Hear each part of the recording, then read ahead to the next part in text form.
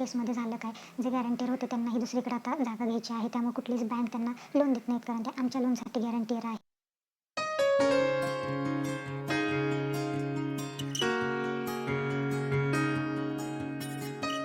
Face to face हा shoot पहिला video मी करते, त्याच्यामुळे याच्यामध्ये काही चुका झाल्या तर समजून घ्या. हा माझा पहिलाच व्हिडिओ असतो. ज्या कोणी फॅमिलीज रेंटवरती राहतात त्या प्रत्येकाला असं वाटतं की छोटं का असेना पण आपलं स्वतःचं असं घर असावं. सो आमचा पहिला फ्लॅट जेव्हा आम्ही आत्ता घेतला आहे तेव्हा त्या म्हणजे सगळी बँकची प्रोसेस वगैरे आमचा कसा एक्सपिरियन्स होता तो आज मी या व्हिडिओमधून शेअर करणार आहे. सो तुम्हीसुद्धा जर घर घ्यायच्या तयारीत असाल तर हा व्हिडिओ नक्की बघा, तुम्हाला याचा नक्की फायदा होईल.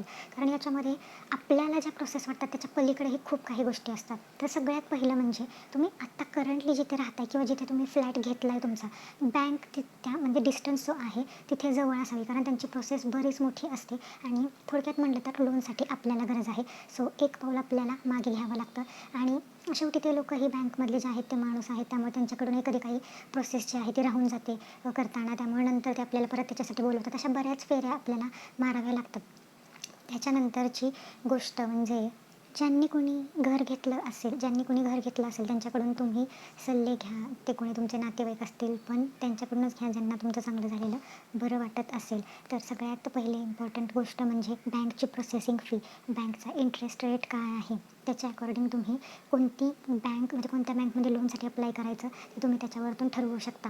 आणखीन एक महत्त्वाची गोष्ट म्हणजे त्यांना गॅरंटीयर कंपल्सरी लागतो. बरं तो गॅरंटीयर तुम्ही असं बघू नका बाबा ह्याच्यात आता नवीनच लग्न वगैरे झालं आहे, कारण त्यांनाही परत लोन करायचं आहे, त्यांनाही घर घ्यायचं आहे कुठेतरी, त्यांना जर लोनची गरज पडणार असेल तर असा गॅरंटीयर तुमच्या सध्यासाठी तर काही यूजचा नाही आहे. कारण परत त्यांना जर लोन घ्यायचं असेल जो कोणी तुमचा एक्स गॅरंटीयर असेल त्यांना, तर त्यांच्यावरती असं कन्सिडर केलं जातं आपलं जे लोन आहे ते त्यांच्यावरती 50% अप्लाय होतं. त्यामुळे कुठलीच बँक त्यांना कंप्लीट लोन देत नाही, त्यामुळे त्या व्यक्तीला प्रॉब्लेम येतो. मग परत तो आपल्याला सांगतो की नाही बाबा तुम्ही दुसरा गॅरंटीयर शोधा. त्यामुळे सगळ्यात पहिला मुद्दा काय होता की घरापासून बँक जी आहे ते जवळ असायला पाहिजे. बँकची प्रोसेसिंग फी, बँकचा इंटरेस्ट, बरं गॅरंटीयर कोण असणार आहे तेही तुम्हाला इथं बघणं गरजेचं आहे.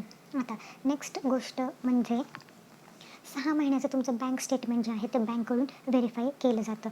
परत तुमचे फोटोज तुम्हाला काढून ठेवायचे आहेत, म्हणजे तिथे गेल्यावर तुम्हाला तुमचे फोटोज किंवा तुमचे जे ID प्रूफ्स असतील जसं की आधार कार्ड, पॅन कार्ड वगैरे या सगळ्या गोष्टी लागणार आहेत. बरं या दरम्यान तुमचा ट्रॅव्हलिंगचा एक्सपेन्ससुद्धा वाढणार आहे, कारण तुम्हाला बँकमध्ये जावं लागतं. तुम्ही जिथं फ्लॅट घेताय तिथल्या बिल्डरशी तुम्हाला बोलण्यासाठी जावं लागतं. परत तिथं काही चेंजेस करायचे आहेत का तुम्हाला फ्लॅटमध्ये तुमच्या, तेही त्यांना आधीच सांगायचं. जे काही फॉर्म वगैरे आहे राईटअपमध्ये लिहून द्यायचं, म्हणजे आपल्याकडे काहीतरी प्रूफ राहतो की हा बाबा आम्ही सांगितलं होतं आणि त्यांच्याकडेही प्रूफ राहतो की हा बाबा यांनी सांगितलं होतं असे चेंजेस. पण त्याची कॉस्टिंग किती येईल, ते चेंजेस करायचे का ते त्यांच्याकडून ते फ्रीमध्ये करून देणार आहेत, यासुद्धा गोष्टी बघणं इम्पॉर्टंट आहे.